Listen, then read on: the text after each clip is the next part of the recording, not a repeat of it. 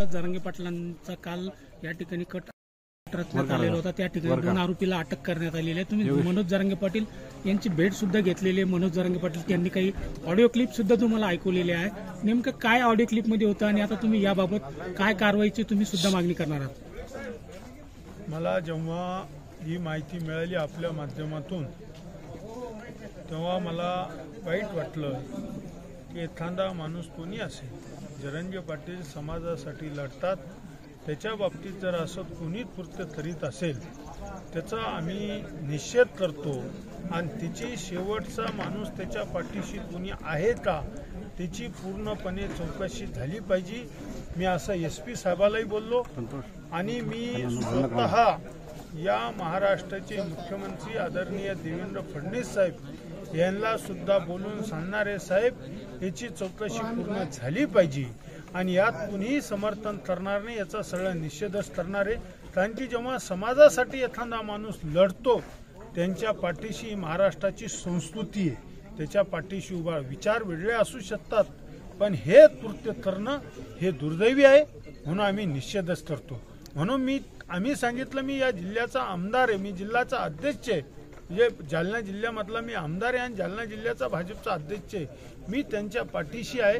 आम्ही काही अडीअडचण असेल तर आम्ही आदरणीय मुख्यमंत्री मोदीला बोलणार आणि SP साहेबालाही बोललं, पुन्हा पोलीस बंदोबस्त वाढवून देण्याचं कामही आपण करण्याचं सांगितलं। या ठिकाणी आपण जर बघितलं तर बीडचे जे खासदार आहेत आणि जालन्याचे खासदार यांनी SIT मार्फत चौकशीची मागणी केलेली आहे। याबाबत जरांगे पाटील यांच्याशी तुमचं काही चर्चा झाली का? तुम्ही ऑडिओ क्लिप सुद्धा ऐकल्या? 100% मी ऑडिओ क्लिप ऐकली। त्याच्यात मी नाव घेणं योग्य ठरणार नाही। पोलीसवाले खूप शेवटला चौकशी करते आणि जे दूध का दूध आणि पाणीचं पाणी झाल्याशिवाय राहणार नाही। 100% असं जर होत असेल तर मुख्यमंत्री महोदय SIT चौकशी सुद्धा लावू शकतात।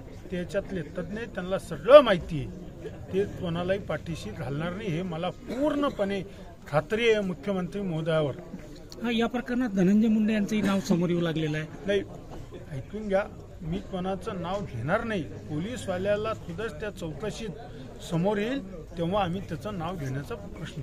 याबाबत मुख्यमंत्री यांच्यासोबत तुम्ही काही चर्चा केली का? मी करणार आहे। मी आता SP साहेबांशी बोललोय आणि आम्ही चौकशीसाठी मी मुख्यमंत्री मोदीला बोलणार। वेळ आली तर अधिवेशनातही सुद्धा हा मुद्दा मांडू आणि हा तडास नेण्याचं काम आम्ही करू। मनोज दादांना Z+ सुरक्षा देण्याची मागणी केली जाते। केली, आपण बोलू, आता बंदोबस्त वाढून द्यायचं सांगितलंय, ते होईल ना। 100% मनोज दादांना समाजासाठी लढले, त्याच्यामुळे आणि कुणी असं कृत्य करीत असेल तर आम्ही ते समर्थन करणार नाही। आम्ही त्याचा निषेध करून आम्ही त्यांच्या पाठीशी राहू। ओके।